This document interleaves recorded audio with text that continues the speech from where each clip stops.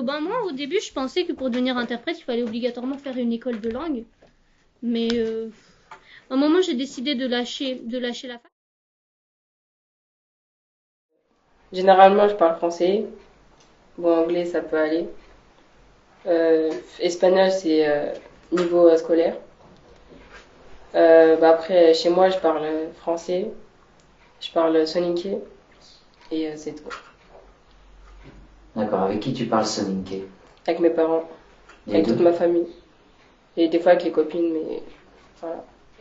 Mes origines sont algériennes et je parle arabe, algérien et français. C'est mes deux langues les plus courantes. Plus de 9 élèves sur 10 au lycée professionnel déclarent l'existence d'une autre langue que le français à la maison.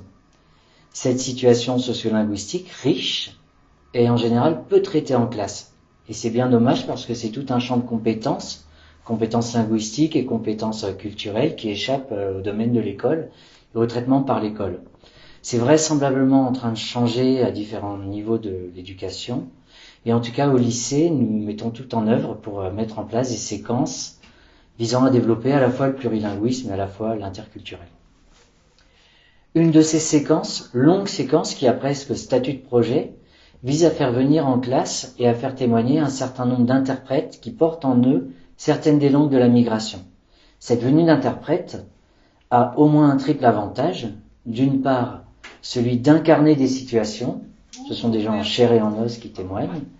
D'autre part, de donner une image très valorisante de ces situations migratoires, puisque les personnes en présence sont interprètes, font interface entre différentes cultures, ont une position haute, et enfin, ces interprètes permettent de réfléchir dans un processus qui permet un décentrage. Les élèves ne sont pas directement interpellés, mais vont d'abord construire des repères au travers de ce que les interprètes leur ont donné à entendre. Alors un interprète, c'est quelqu'un qui va traduire à l'oral. Par exemple, on va dans un hôpital et puis on traduit directement entre le médecin et le patient qui arrive. La traduction, elle, c'est de la traduction écrite. Donc, alors moi je travaille dans une entreprise qui s'appelle Interservice Migrant, ISM Interprétariat, où il y a à peu près 300 interprètes. Donc il y a des interprètes qui se déplacent directement dans des lieux. Donc c'est de l'interprétariat médico-social. Donc c'est tout ce qui est hôpitaux, PMI, services sociaux. Des fois je suis même allée en prison pour faire de la traduction. Donc c'est extrêmement large. On peut aller dans énormément de situations. On peut avoir des situations très très compliquées, très difficiles. Parce que ça peut être vraiment des personnes qui vont très très mal. Et ça peut aussi je peux aussi être amenée à aller dans ces cadres-là. Si vous voulez, je vous en parlerai plus, surtout si vous avez des questions par rapport à là où je peux aller, comment ça se passe en fonction des endroits. Vous voyez, au niveau de mon visage, au niveau de la couleur de ma peau, je suis pas totalement française, même si je parle parfaitement français. Donc je suis d'origine pakistanaise. Donc j'ai 3 langues. Au niveau de mon emploi, j'ai 3 langues que je traduis. Le ourdou, c'est une langue du Pakistan. Le punjabi, c'est une langue qui est au Pakistan et en Inde. Et le hindi, le ourdou et le hindi sont très proches l'une de l'autre, sauf que ça ne s'écrit pas de la même façon. Et que le hindi est la langue nationale de l'Inde, une des langues nationales de l'Inde, et je vais aussi vous décrire au niveau des langues nationales, etc. Et je sais pas, parce que l'Inde a été un pays anglais à la base. À la base non, mais en tout cas pendant longtemps ils ont été une colonie britannique, donc par conséquent il y a l'impact de l'anglais qui est extrêmement important. Donc l'anglais, le hindi, celui-là, et puis le tamoul, qui est parlé au sud de l'Inde. Donc c'est les 3 langues nationales qui sont considérées comme nationales. Et après, en fonction de chaque État, il y a des langues régionales qui sont officielles. Donc l'Inde est un pays à grande majorité hindou. L'hindouisme, vous savez ce que c'est ? L'hindouisme, les hindous qui ont énormément de dieux différents, ils sont on va pas dire pluri-religieux parce que c'est pas le cas, mais en tout cas ils ont plusieurs dieux en fait. Ils ont toute une panoplie de dieux, et en fonction de leur branche, en fonction de la famille, en fonction du dieu auquel ils croient, ils vont poursuivre dans leur croyance. Donc voilà. En plus de l'hindouisme en Inde, donc il y a l'islam. Il y a à peu près 30 à 40% de musulmans en Inde. Déjà, les gens qui parlent plusieurs langues. Et encore quand je suis arrivée en France, c'est encore le cas parce que quand je fais cette étude-là, mes camarades sont un peu partout, hein. Les Français, Coréens, Italiens, enfin un peu de partout. Donc chacun, on parle bien sûr le français parce que c'est langue pour faire l'étude. Et ensuite chinois parce que c'est l'objet. On est dans la fac de sinologue. Et ensuite chacun a sa propre langue. Par exemple, italien, il parle italien ou bon. Donc, dans ce cas-là, pour moi, dans un bain de multilangues, c'est quelque chose de très naturel. Ça m'étonne jamais parce que t'es tout petit. En Chine, on dit vous parlez mandarin. Ouais, c'est une langue officielle scolaire. En mandarin, ça veut dire c'est une langue qu'on doit apprendre à l'école pour se communiquer parce que à chaque coin on a notre propre dialecte. Donc directement c'est des langues. On n'a pas une seule langue en Chine, on a plusieurs langues. Et dans ce cas-là, pour se communiquer, il faut avoir le caractère unifié parce que sinon chacun transcrit le truc, on comprend rien. Et bien sûr avoir une langue commune pour se communiquer. Dans ce cas-là, c'est le mandarin.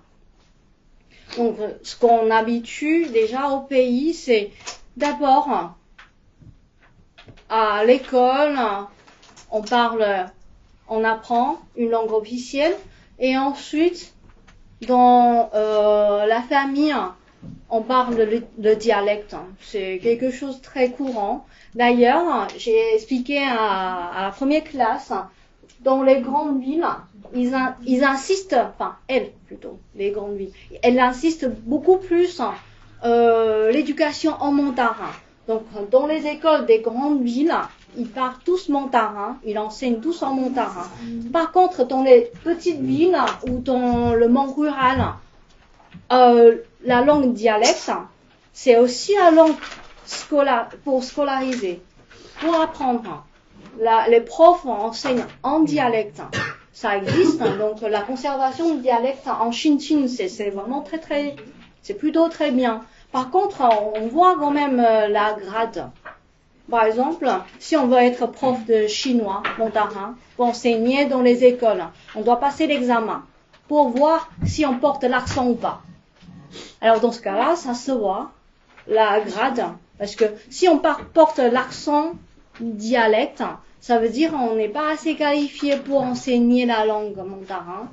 Et ça veut dire mandarin, quand même, c'est une langue à une place plus vénérée.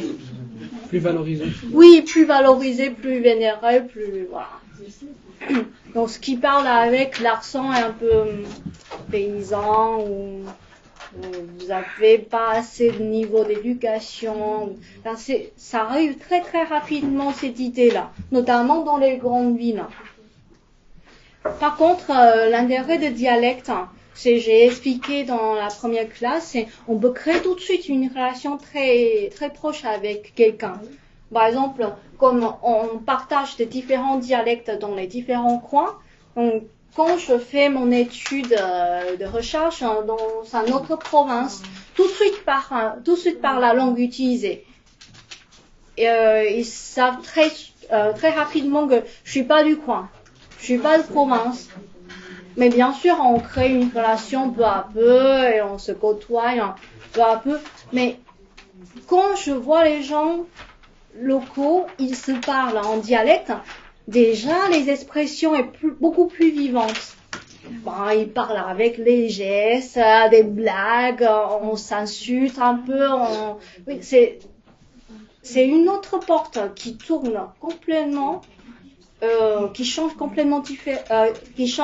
complètement la relation entre les gens. Donc déjà, pour moi, un environnement bilingue ou trilingue où un changement de la langue est assez courant. Par contre, ce que je parle, c'est en Chine. Mais à Taïwan, après 49, après l'arrivée du gouvernement Chiang Kai-shek, par contre, il a appliqué une politique assez sévère. Ça veut dire interdiction de dialecte. Parce qu'on va faire la promotion de Montarin. Et du coup, à Taïwan, chez nous, la situation est assez critique parce que les dialectes disparaissent peu à peu. Maintenant, c'est presque une sorte de mouvement qu'on doit récupérer les dialectes. Mais moi, heureusement, j'ai appris le dialecte, je parle couramment. Le dialecte Minnan, c'est ce point-là, on partage cette langue à Taïwan.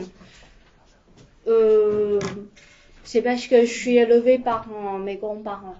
C'est la seule langue que je peux communiquer avec eux. Parce que eux, ils parlent pas très bien le montarin. Donc du coup, je n'ai pas trop de choix, mais heureusement, je n'ai pas eu de choix. Et j'ai appris le dialecte. Et une fois, j'ai entendu ma grand-mère me dire que regarde ta tante, ta petite tante là, et n'enseigne jamais le dialecte à tes cousins. Et du coup, j'ai du mal à parler avec eux. Et avec moi, elle peut se plaindre plein de choses. On peut partager des choses intimes. C'est parce que on dépasse déjà cette barrière de la langue. Et dans un autre monde, on peut parler des choses très, très proches et c'est pas pareil comme une langue officielle qu'on apprend dans un environnement scolaire. Plusieurs des interprètes venus en classe cette année sont des adultes qui, adultes, ont vécu sur d'autres continents. Ils ont pu, de ce fait, poser une analyse extrêmement fine sur des situations sociolinguistiques variées, en permettant d'illustrer de façon fine, incarnée, les questions notamment de statut des langues et de fonction des langues. Et ces témoignages ont souvent été repris par la suite par les élèves. Ils ont été des points d'ancrage assez utiles. Je connais déjà, le Mali, je connais, mais même si je suis jamais allé là-bas, je connais déjà l'essentiel, ce qu'il y a là-bas. J'ai appris des choses d'avant, ce qui s'est passé, la souffrance, comment ils vivaient là-bas, tout ce qui se passait en fait là-bas, j'ai appris. C'est des choses que tes parents t'avaient pas racontées ? Non. Je savais comment ils vivaient là-bas, mais pas à ce point-là en fait. Par exemple ce qui est cultivé là-bas, c'était difficile. Donc j'ai grandi en région parisienne. Mes parents, originaires du Mali, sont arrivés là dans les années 70 à peu près, donc essentiellement pour travailler, parce que à la base d'origine. Donc ils venaient du Mali, plutôt dans une région agricole, etc. Donc économiquement parlant, etc., c'était un petit peu dur. Et puis c'était une période où il y avait beaucoup d'émigration, donc l'Afrique de l'Ouest en général, donc vers la France. Donc mon père est venu à ce moment-là pour travailler en France, avoir plus d'argent, etc., pour envoyer à la famille au départ. Et ensuite, pour lui, une fois qu'il aura mis assez d'argent de côté, etc., retourner au pays, ce qui n'est pas toujours le cas pour tous les... Au départ, ils ont tous ce projet, dire les parents, etc., de se dire on va venir travailler, avoir de l'argent, construire des choses au pays, et ensuite y retourner. Ils y retournent tous plus ou moins, mois de mois. En hiver, à la retraite, ils y retournent, en hiver, ils sont là-bas, en été, ils font un petit métrage, voilà. On est bien considéré aussi le fait de venir en Europe. Pour les Pakistanais, les Indiens, même généralement plus ou moins partout dans le monde, ou en tout cas les pays du Sud, on va dire, l'Europe, c'est toujours un côté, c'est un peu comme un Eldorado en fait. Ça veut dire quoi ? Un Eldorado, ça veut dire, ce serait, je vais pas te dire un paradis, mais en tout cas ce serait un monde idyllique. Un endroit merveilleux où tu peux tout avoir et où tu te baisses et tu attrapes de l'or par terre, tu vois un caillou en or, des trucs comme ça. En fait, ils ont vraiment une image très particulière de l'Europe et généralement les migrants qui viennent ici, et même que je rencontre aussi des fois, ils se retrouvent dans des difficultés incommensurables, extrêmement compliquées. Des fois, ils n'ont pas de personnes qui peuvent les aider, les héberger, etc. Mais quand on leur demande pourquoi vous êtes venus, c'est toujours à peu près la même réponse, déjà parce qu'on pensait que la France, l'Europe c'était génial, on allait pouvoir avoir du travail alors qu'on n'en a pas au Pakistan, c'est super compliqué, mais ici il y en a. Directement ils disent ça. Et ensuite la deuxième chose c'est aussi parce que c'est pour montrer, la volonté de montrer à ses proches que nous on est partis en Europe, on a réussi. Parce que quand on vient en Europe, forcément on a réussi. Et des fois c'est vilain, hein, parce qu'il y a des gens qui viennent ici, ils sont dans des situations extrêmement graves, extrêmement difficiles. Ils n'ont pas forcément d'argent pour se nourrir, pour nourrir leur famille, mais quand ils retournent au pays, ils montrent à tout le monde qu'ils sont super bien, ça se passe super bien pour eux. Donc au pire, des fois, ils vont prendre des crédits pour retourner là-bas et pour montrer à tout le monde que ça se passe bien. Pour montrer à tout le monde, bah tu vois, moi j'ai un travail, ça se passe super bien pour moi, je suis heureux, tu devrais faire comme moi.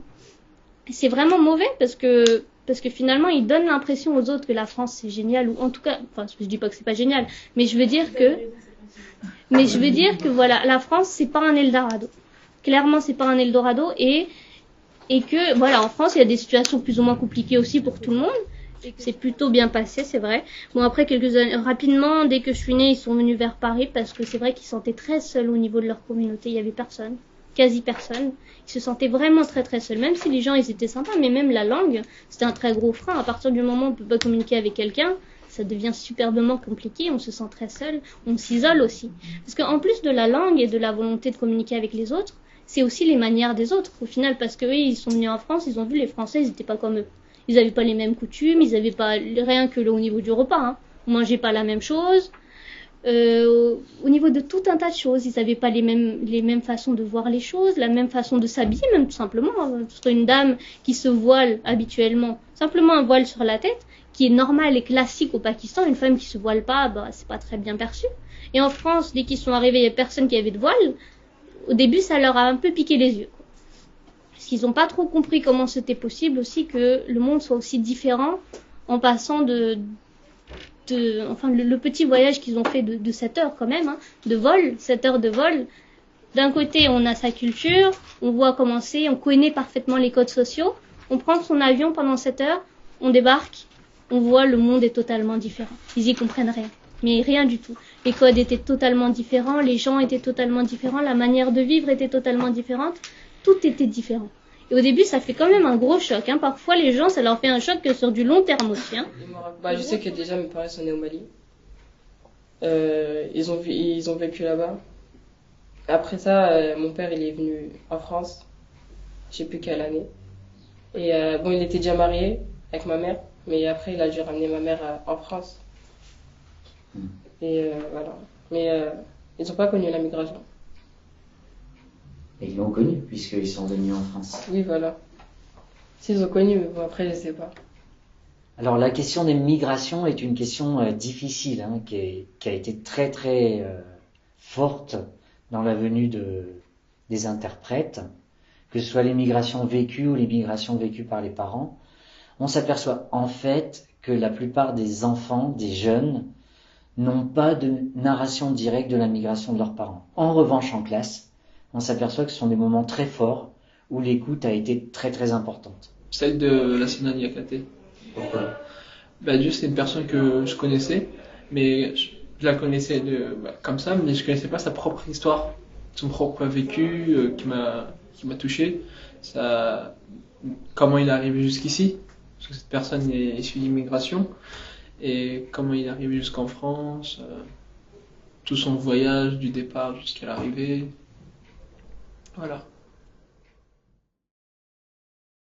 Encore plus sur les enfants parce qu'ils ont besoin de se construire, ils ont besoin de trouver des marques, ils ont besoin de trouver des repères, et ces repères ils les trouveront tout aussi à l'école comme ils les trouveront à la maison, obligatoirement.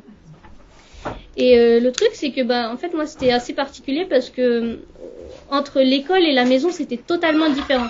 À la maison on parlait nos langues familiales, donc surtout le Punjabi, parce que la langue de ma famille c'est le Punjabi. Sauf qu'ils m'ont appris le Ourdou aussi. Ils m'ont appris le Ourdou parce que le Ourdou c'est la langue valorisée du Pakistan. C'est la langue nationale du Pakistan et elle est très très bien considérée. En fait, les élites ils parlent Ourdou. Si on veut, en termes un peu, si on veut se la péter, il faut parler Ourdou. Parce que c'est bien considéré. Vraiment, c'est la langue valorisée du Pakistan et c'est important de parler ça. C'est aussi la langue, en dehors de la langue officielle qui est l'anglais, au niveau de la paperasse, tout ça, c'est aussi l'anglais. Il y a aussi des formulaires en ourdou. Mais dans les universités aussi, ils vont nous apprendre l'anglais.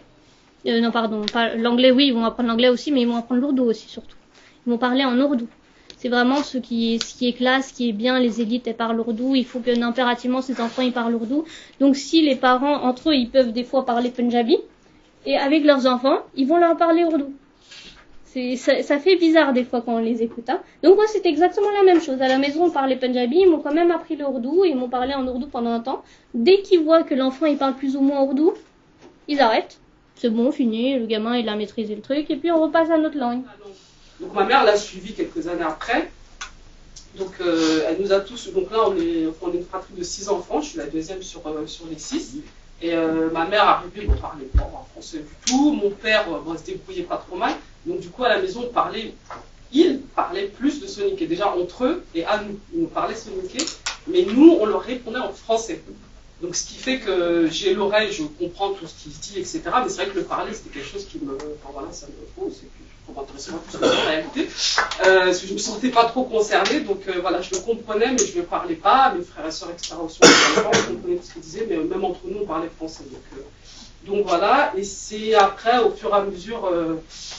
Parce que même en allant à l'école, dans le département où j'ai grandi, il n'y avait pas beaucoup de Maliens, ce qui n'est plus du tout le cas d'aujourd'hui, mais à l'époque où j'ai grandi, donc ça dans 4 ans, il n'y avait pas du tout de Maliens. Donc vraiment, j'avais aucune approche, aucun rapport avec la langue. Et ça fait en grandissant avec les liens familiaux, quand, surtout en adolescence, le mariage, etc., où on voit un peu plus les cousins, la famille, les oncles et tantes, où là, on avait plutôt intérêt à savoir parler la langue pour pas être un peu ridicule, quoi. On voit notre côté ridicule dans les blagues, etc. On est un peu à l'ouest parce qu'on comprend rien. Donc à un moment donné, quand même, on s'y intéresse. Et puis au fur et à mesure, en grandissant, en vieillissant, je peux le dire, du coup, là, je parle beaucoup mieux, je maîtrise. Et puis j'y prends goût aussi, parce que ce qui n'était pas le cas forcément.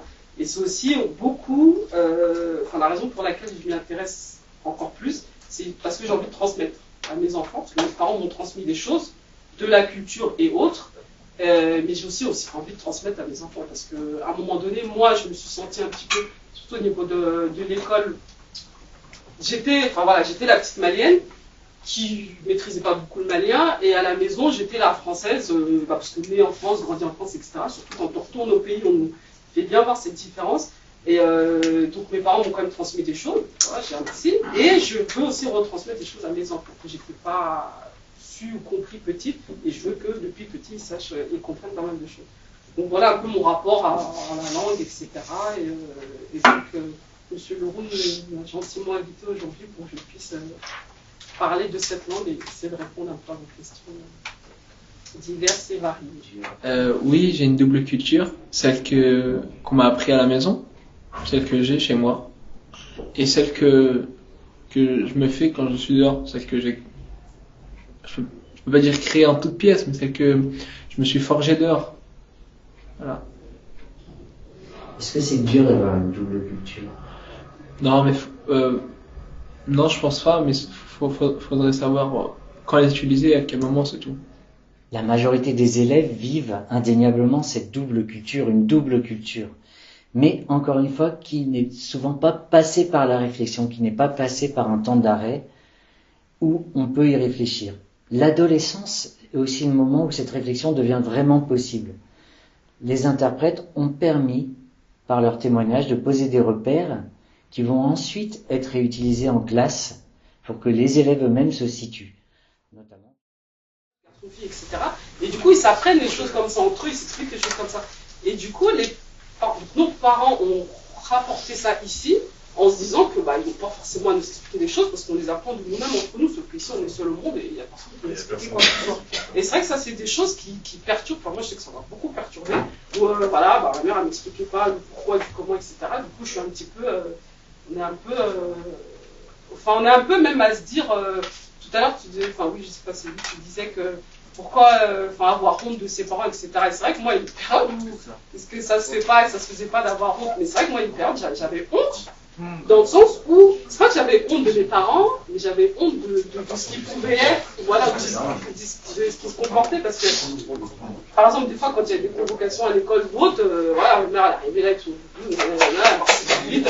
parfois avec sa copine, etc. Moi, ça me gênait, Ça me gênait, parce que moi, tu me regardes, c'est quoi, Alexa, Et après, je pense que, là, je vois, vous êtes calé, mais je pense que c'est pareil pour les parents d'ailleurs. Voilà, c'est des choses, on se dit non, parce que vraiment, en fait, on fait le rapport entre nos parents, leur culture, leurs origines. Eux ne veulent pas forcément, et surtout pas même changer et devenir français. Enfin, devenir français dans le sens, ils ne veulent pas perdre leurs racines, leur façon d'être, leur façon de parler, de se comporter. Voilà, ils sont là, ils s'intègrent, mais ils ne veulent pas se déraciner et faire comme le français, si je puis dire. Donc leur tenue traditionnelle, ils vont les porter jusqu'à... voilà, peut-être le moment où ils vont changer, c'est peut-être par exemple les femmes vont commencer à travailler, parce que là tout de suite le pagne c'est moins pratique que le pantalon pour faire le ménage, voilà. Mais enfin voilà, il y a pas mal de différences culturelles comme ça qui font qu'il y a un décalage. C'est vraiment cette histoire de sentiment de honte qui est revenue, que j'avais honte ou j'avais peur de la moquerie. Et c'est vrai, à partir du moment où on en a reparlé la fois dernière quand je suis venue, c'est vrai que j'ai été parfaitement en mesure de parler dans ma langue. Et si vous voulez, je peux le faire. Oui. Peut-être ils avaient honte, ils avaient honte de dire ça, de parler de leur langue, parce que peut-être ils avaient honte de se faire juger ou je sais pas comment expliquer en fait, c'est compliqué. Pourquoi ça entraîne un jugement? Un jugement. Bah après je sais pas, parce que ça dépend des... Je sais pas, en fait, c'est compliqué à expliquer. Je sais pas, j'arrive pas à expliquer, en fait. C'est dur. Ah oui, il y a certains qui ont une complexité avec leur langue ou leur culture. Et ils avaient une honte de ne pas parler cette langue devant les amis, devant la classe. C'était un sentiment de gêne devant certains élèves. Je ne comprends pas pourquoi, je sais pas. Ouais, bien évidemment, tous les élèves issus de l'immigration ne connaissent pas de situation de blocage, encore moins de blocage pouvant aller jusqu'au mutisme. En revanche, les malentendus interculturels sont de fait des choses à gérer par les élèves, et je pense pas qu'il y ait d'élèves qui n'en aient pas connu. Pouvoir poser une réflexion sur ces malentendus, pouvoir amener les élèves à adopter une posture empathique, qui leur permet de réfléchir aussi à la culture de l'autre et qui leur permet de comprendre les objets de crispation, est quelque chose de fondamental pour la suite de leur vie, à la fois dans la scolarité et de leur vie sociale. Le prof, il a explosé. Il a explosé de rage en me criant « Mais qu'est-ce que c'est que ça? Tu me respectes pas? Tu regardes moi dans les yeux quand je te parle ?» Mais il avait pas du tout compris le truc. Donc je l'ai regardé tout de suite dans les yeux. Mais là, je me suis quand même dit « Merde, il y a il y a un truc qui cloche. Il y a vraiment un truc qui cloche. » Et je me suis dit « Ah bah ouais, pour lui, regarder dans les yeux, c'est ça qui est important. C'est pas baisser les yeux. » Et c'est vrai que pendant au moins 5-6 minutes, j'ai quand même réfléchi à ça et au final, je m'en souviens encore étant donné que je vous le dis. Déjà la fois dernière, ça m'était revenu et je l'avais dit. C'était quand même assez hallucinant, quoi. Que ça a eu un impact aussi important et que lui, il se soit senti aussi insulté que je l'ai pas regardé dans les yeux alors que pour moi, c'était normal. Les grands-pères et les petits-enfants peuvent être vraiment, là c'est plus que la plaisanterie, peuvent être, virulents avec les grands-parents. Limite, ils se doivent même d'être comme ça parce que, en fait, c'est pour montrer une certaine sympathie, un respect. Par exemple, les petits-fils avec leur grand-père vont chercher souvent la bagarre, etc., leur demander de l'argent, et limite, ils vont répondre à ça parce que c'est leur rôle. Et les petites filles, elles vont vous chambrer les grands-mères en disant que t'es pas belle, t'es moche, ton mari c'est le mien, etc.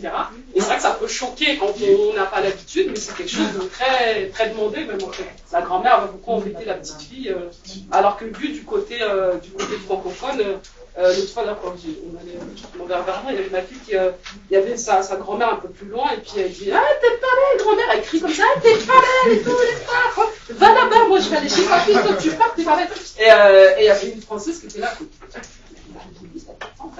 mais oui, mais non, elle est pas mal polie parce que c'est un jeu qui se fait, et puis et voilà, donc voilà, dans ce domaine, c'est beaucoup ça, mais ça faut le comprendre, faut le savoir, faut le comprendre. Il y a d'autres situations comme celle-là aussi qui arrivent.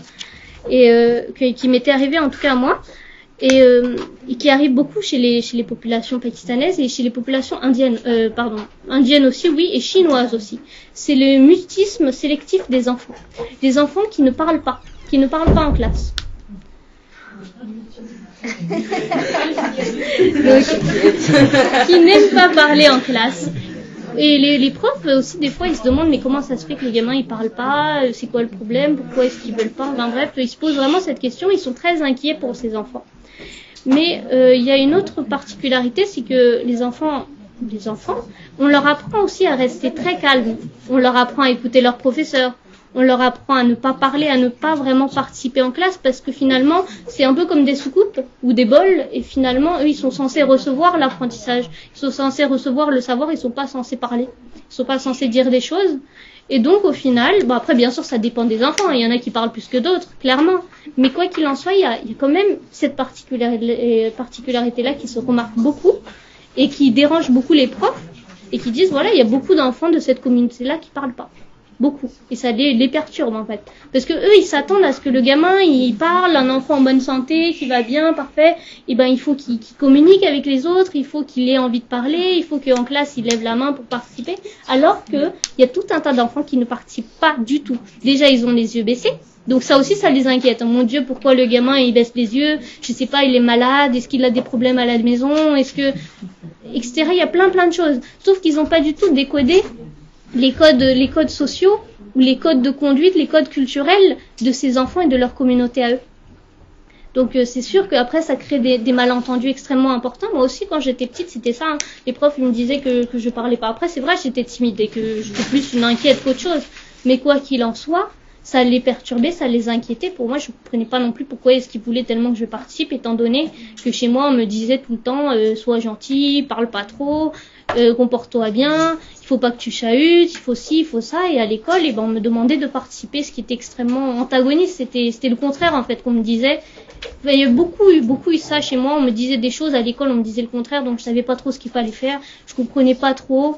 Finalement, parce que j'avais 2 ordres totalement contradictoires que je recevais, et je comprenais plus rien. Pendant longtemps, j'ai rien compris d'ailleurs, très longtemps. Et j'ai réussi à comprendre les choses un peu plus tard quand je suis allée à la fac. Je suis allée dans une fac, d'ailleurs une fac de langue, parce que je comprenais vraiment rien. Je comprenais pas ma famille, je comprenais pas l'extérieur. C'était un peu un gros brouillard, vraiment un très gros brouillard. Et finalement un jour j'ai décidé de comprendre. Si la mère, elle ne montre pas que la France l'intéresse, si la mère ne montre pas que le français l'intéresse, le gamin il se retrouve dans un conflit de loyauté entre la maman qui n'aime pas la France, disons les choses comme ça, hein, qui n'aime pas, qui n'a pas envie d'être là, qui a été forcée de venir, qui n'a pas envie d'apprendre le français parce que c'est trop difficile pour elle, parce qu'elle n'en a aucune envie, parce qu'elle n'a pas forcément ni le besoin ni l'envie d'apprendre le français, parce qu'elle a déjà suffisamment de personnes qui parlent sa langue ici et qu'elle trouve pas que c'est nécessaire. Le gamin, il va voir ça, il va dire, mon maman, elle s'en fiche du français, pourquoi moi je devrais l'apprendre aussi? Ça rentre là-dedans aussi, hein. Il y a énormément de gens, en tout cas des professionnels, qui disent aux mères, écoutez, votre enfant, il a des problèmes en français, ben, ce serait très intéressant que vous fassiez premièrement la démarche d'apprendre le français. Donc, elle les oriente vers des classes de français. Pour que les mamans, elles montrent à leurs enfants, ben, écoute, moi aussi j'aime la France, moi aussi j'ai envie d'apprendre le français, et moi aussi j'ai envie de m'intégrer dans ce pays. C'est impératif. Parce que si est-ce qu'elle m'acceptera aussi, alors même que je deviendrai un peu ce qu'elle n'aime pas? Vous voyez ce que je veux dire? Donc il y a plein de choses à prendre en considération et ça peut être extrêmement difficile pour un enfant de se retrouver comme ça pris entre deux feux. Et ça peut être très difficile et ça fait que le gamin il va se bloquer. Ça dépend vers qui il va aller, hein. Donc même si l'école lui dit qu'il faut qu'il apprenne le français, il faut qu'il s'améliore, il faut qu'il fasse tout un tas de trucs, le gamin il peut totalement rester bloqué. Il va même pas essayer peut-être même qu'il va essayer de faire l'effort, mais il n'y arrivera pas forcément. Et il faut aussi que les parents, pas forcément la maman, les parents, ils lui montrent la voie, ils lui disent écoute, il n'y a aucun problème, on est en France, c'est normal. C'est au bout du compte un travail qui est vraiment le contraire d'un travail d'assignation identitaire que nous recherchons. C'est au contraire la construction de compétences et de postures qui vont permettre à chaque élève de s'émanciper de ces assignations, de ces catalogages et de trouver leur voie dans cette forêt d'identité qui les compose. Des fois, je parlais pas forcément très bien, parce que moi, c'était plutôt la langue que je parlais à la maison, donc des machins de cuisine, enfin plus ou moins, et de la vie quotidienne. C'était pas vraiment le ourdou, enfin classique, ou en tout cas général. Enfin, on va dire oui, c'était général, mais quoi qu'il en soit, il n'était pas très élaboré, mon ourdou. Parce que j'avais pas l'habitude de parler avec énormément de gens non plus. Je parlais juste avec ma famille sur les trucs classiques dont on parlait tous les jours, donc c'était réglé. Donc j'avais pas forcément énormément de vocabulaire non plus, il faut dire ça. Enfin si j'en avais, mais bon, pas extrêmement important.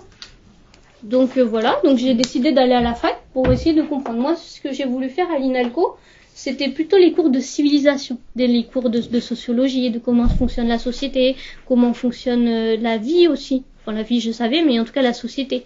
Comprendre pourquoi est-ce qu'il y a certaines choses qui sont particulières, enfin tout un tas de choses, et c'était extrêmement intéressant. Donc en plus des cours de civilisation, on a eu des cours de langue, et c'est vrai que les cours de langue ont été extrêmement importants pour moi, parce que ça m'a permis de remettre les choses dans leur case. Déjà clairement comprendre parce que je faisais des mélanges entre mes deux langues aussi. Et de comprendre de quel mot faisait partie de quelle langue, et pas faire et vraiment classiquement apprendre ces langues de façon comme si je l'aurais fait à l'école, quoi. Et ça a été vraiment extrêmement intéressant, parce qu'en plus de ça, surtout j'ai trouvé des super amis, des amis qui étaient un peu dans ma situation, et que finalement on s'est retrouvés, et puis ils étaient d'origine pakistanaise comme moi, ils avaient une famille à peu près comme moi, plus ou moins. Après c'est intéressant aussi de voir dans d'autres familles que les jeunes ils trouvent pas forcément que leurs familles sont bizarres, parce que eux ils ont peut-être eu plus de réponses. Mais c'était extrêmement intéressant, et moi en tout cas ça a été un merveilleux souvenir, et ça a été extrêmement intéressant. Et surtout cette fac, ça m'a surtout permis de plus avoir honte du tout de mes langues, ni de mon origine, et de pouvoir oser en parler clairement. Écoute, ouais, moi je suis d'origine pakistanaise, je parle ces langues-là.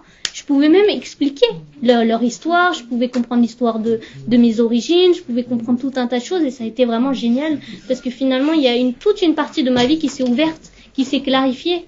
Même par rapport à tous ces trucs que je vous disais par rapport à la partition, etc., que la haine qu'il y a entre les communautés, etc.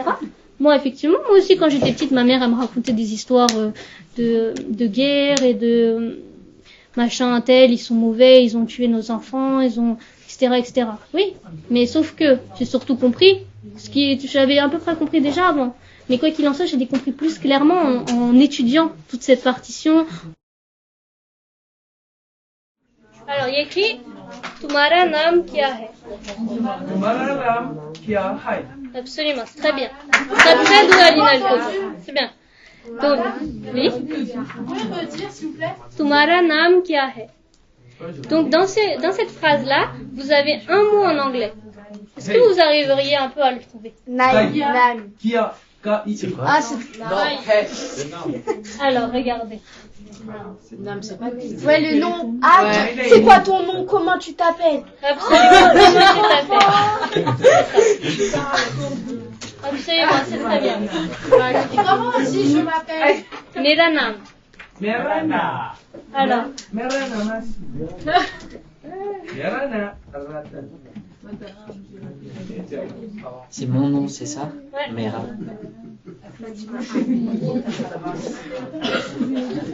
Le mien, mon nom, Fatima, et ton nom, bah, quel est?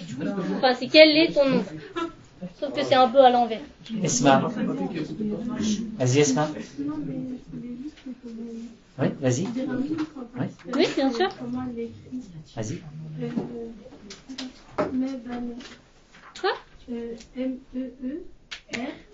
M-E-E-R. P-A-N-I. P-A-R-I? B-A-N-I. B-A-N-I. N-I. Ça veut dire quoi? Ça veut dire merci. Merci. Comment vous savez? Google Traduction. Associer le son avec ce mot-là. C'est étouffant. Tu peux prononcer les trois? D'accord. Là, c'est mou. Là, c'est lin. Là, c'est sen. Rien à voir, hein. Même entre les trois, le son n'est pas associé non plus. Pas forcément, pas forcément. Donc, du coup, après 49, on a étudié, enfin, vers l'année 20 de la siècle dernière, on se dit on doit créer un système pour marquer le son, pour faciliter un peu l'apprentissage de la prononciation. Donc ensuite, on a créé le système de transcription phonétique, ça s'appelle Pinyin. Ça, c'est quoi? Je marque comme ça. Et ça, c'est le ton. Comment on dit bonjour? Comment on dit bonjour en chinois? Vous avez tout à fait. Donc si je fais la transcription phonétique, ça devient comme ça.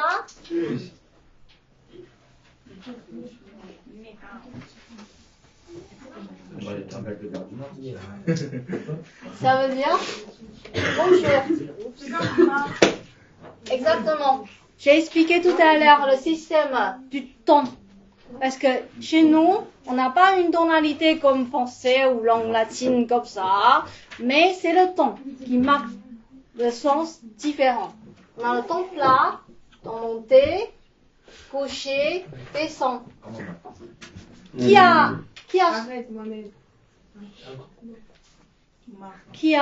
retenu ce que j'ai dit tout à l'heure? Voilà.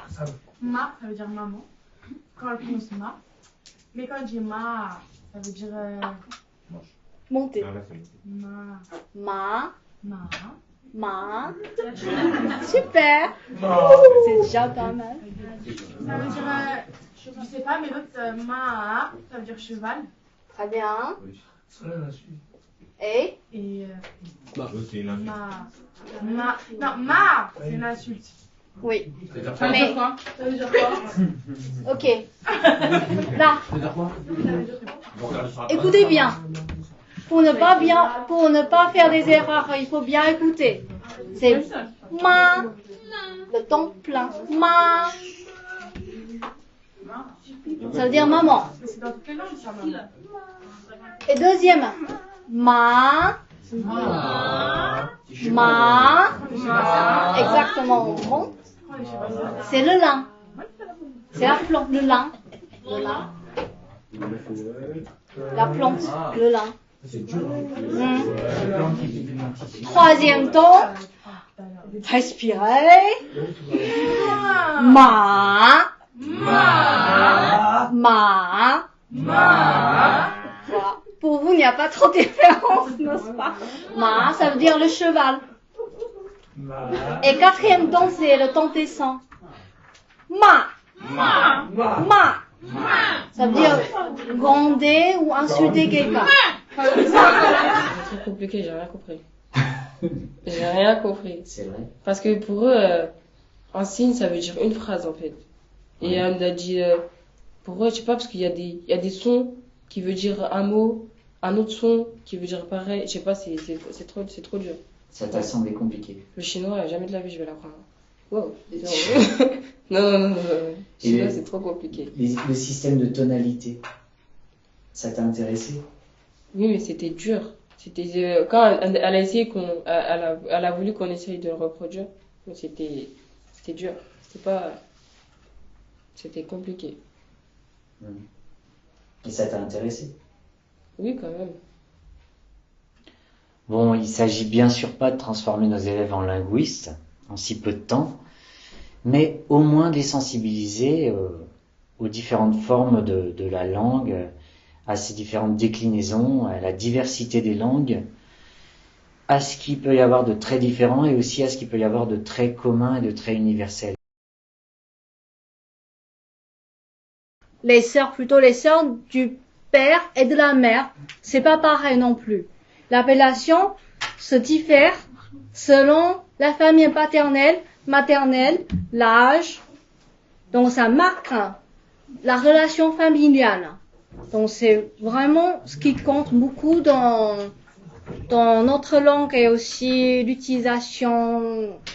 Je vois que tu me demandes à quel point je n'aime pas ma langue maternelle. Je pense que c'est plutôt ça, parce que ça marque vraiment la famille, le pouvoir de la famille, et chapeaute vraiment notre vie, parce que ça pénètre déjà dans la langue, ça pénètre dans l'utilisation quotidienne. Ce que j'ai appris, c'est que chaque langue, elle ouvre une fenêtre dans le monde en fait. C'est qu'on peut faire plein de choses avec. Et si on apprend par exemple le malien, quand on va au Mali, bah, on peut se débrouiller, on peut savoir comment ça marche, leur culture là-bas. Parce qu'on peut pas aller avec une culture française et aller vivre au Mali par exemple. Parce que c'est pas les mêmes cultures. Des fois il y a des malentendus. Venir des interprètes, ça m'a plu. Parce que au départ, l'école comme je la connaissais elle faisait pas ça. Et ça m'a plu, ça m'a ouvert l'esprit à d'autres langues, d'autres cultures. Voilà.